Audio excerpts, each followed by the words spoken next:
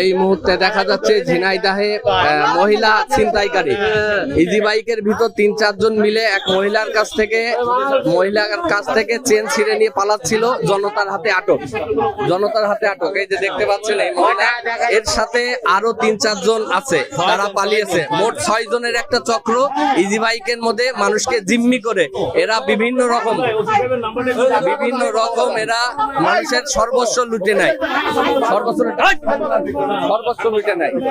আপনারা চিনে রাখুন।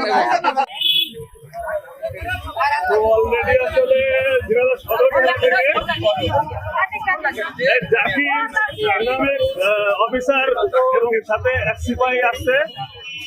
এই স্বর্ণ চেনের হার চুরি করছিল, স্বর্ণের সেই আপুটি।